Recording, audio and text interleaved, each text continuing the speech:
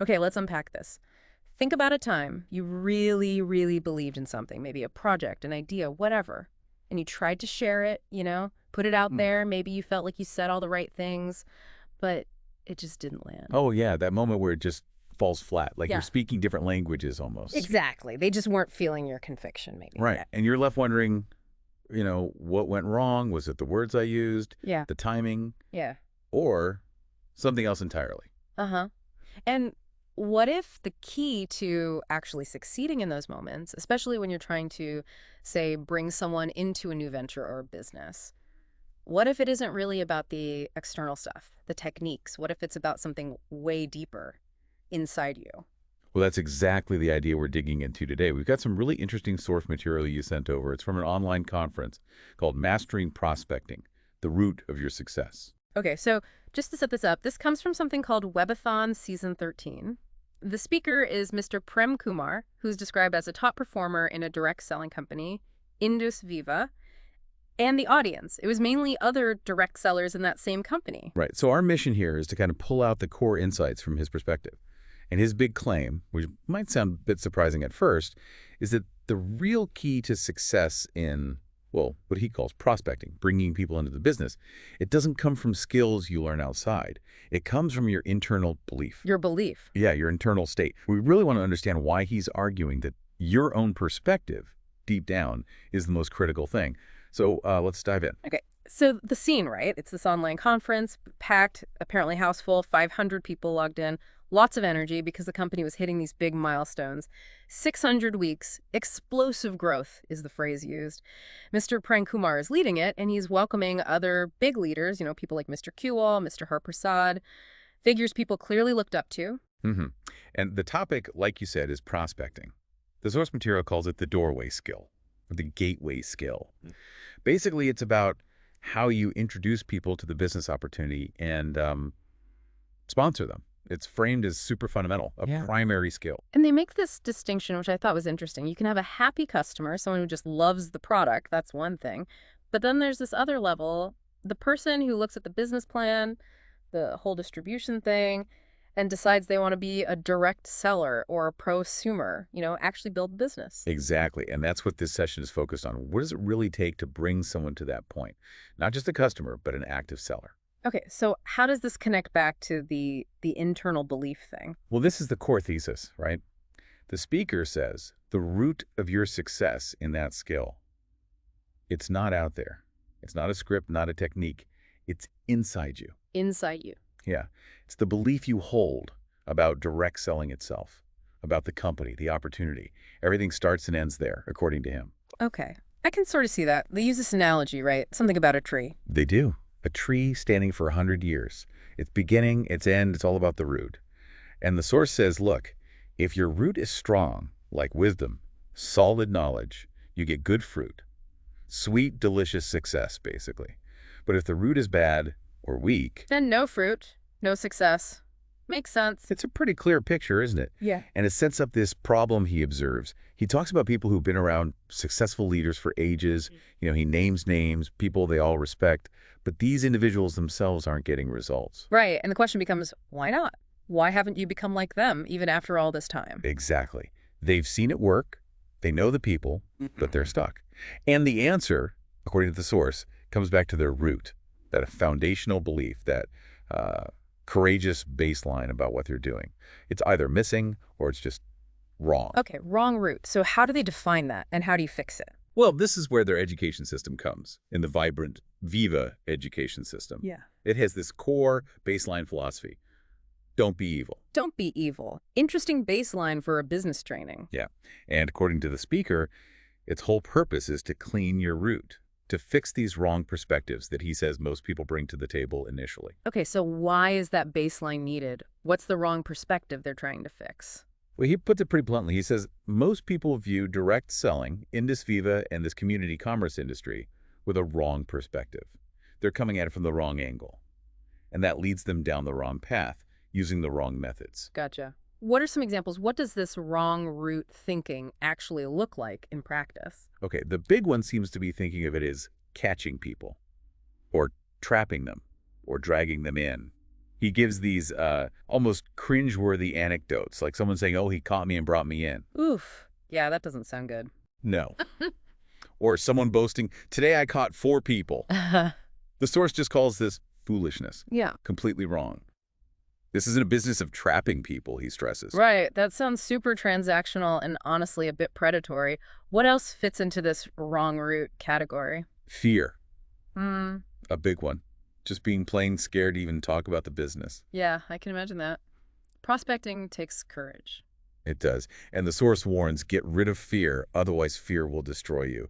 Because if you're afraid, it doesn't matter what script you have, right? You won't use it. True. And what about things like doubt or feeling ashamed? Exactly. Doubt, confusion, shame, all mentioned as internal states stemming from that wrong route. They stop you from talking about it proudly. If you feel weird about it yourself, how can you share it openly? Makes sense. And then there's a big one, viewing it as a scheme or a scam. The source calls this a very low mentality. They're really firm this is an industry, not some shady scheme. Okay.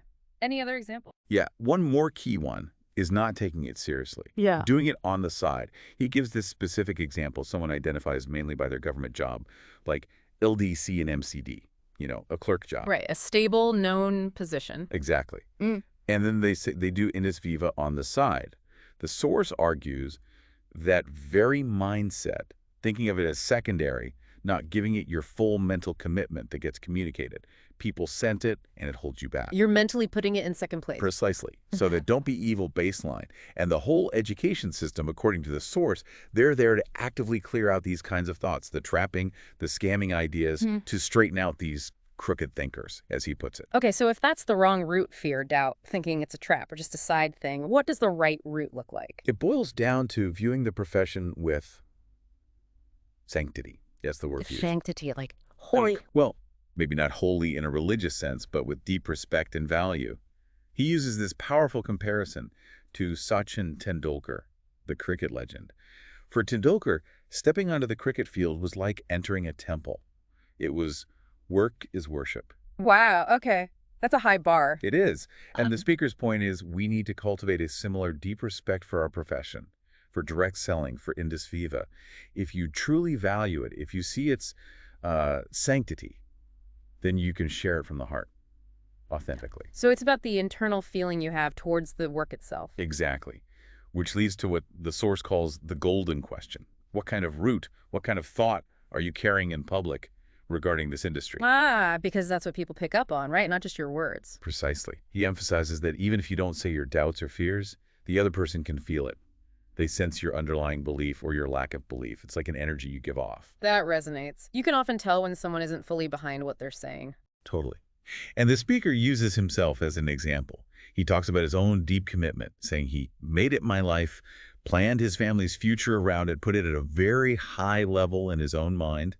He even casually mentions making a quick decision about buying a Lamborghini as a direct result of his absolute conviction in the business. Okay, so he's living proof in his view. That's his point. Your achievement level today is a direct reflection of the belief level you have internally given to this path. Strong belief, strong results, weak belief.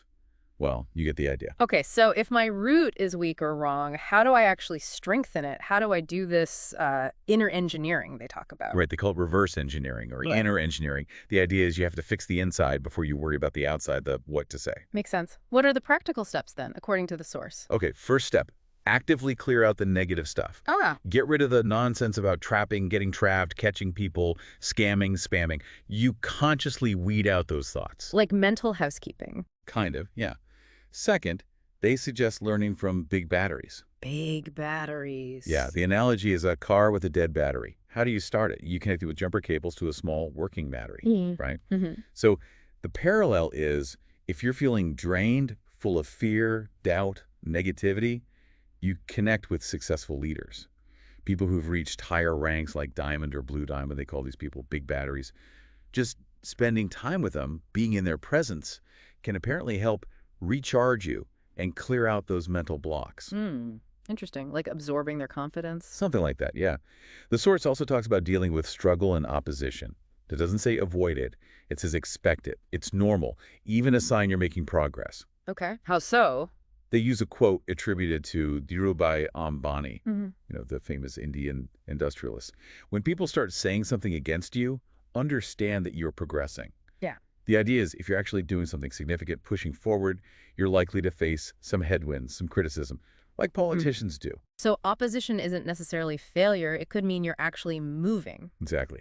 It reframes it. Then they go back to the root analogy, comparing fast-growing coriander, which has shallow roots and gets washed away in rain, Right. to strong mountain trees. They withstand huge storms, floods, because their roots are deep and strong. There's also this image of a wood buyer choosing timber from those mountain trees, because stronger, they'll build a better house. Okay. And the question gets turned back to you, the listener. What kind of wood are you? How strong is your root, your faith, your thinking? That's a challenging question. Am I building something solid or flimsy? Hmm. And maybe the most crucial piece of practical advice is prospect yourself first. Prospect yourself. Yeah. If you want to conquer the world, first conquer yourself, your belief. Hunt down your own doubts. Go to your mentors. Ask the hard questions. Keep digging until you are 100% clear, 100% convinced in your own mind. You really can't sell something you haven't bought yourself. That's the essence of it. And that internal belief, that conviction you build, that is your real weapon. They use this analogy from a movie, Saira Narasimha Reddy. A guru tells a young fighter his greatest weapon isn't the sword. Let me guess. It's his belief. Bingo. Yeah. His faith, his belief, his root. Building that takes time, days, weeks, months, the source says, but it's presented as absolutely essential, more powerful than any technique. Wow. Okay. So bringing this all back home, that feeling when you try to share something and it doesn't connect. Yeah. It really comes down to what's going on inside you. They use that lemon water bottle analogy, right? Yes. If you have a bottle of lemon water and you bump into someone, you collide with them, interact with them, what comes out? Lemon water. Lemon water. Only what's inside can come out. So when you talk to someone about this opportunity, what spills out? Is it genuine belief, or is it your underlying fear, doubt, shame? That's what people will sense. That's a simple but really powerful image. What about practicalities? Like, while I'm building this belief.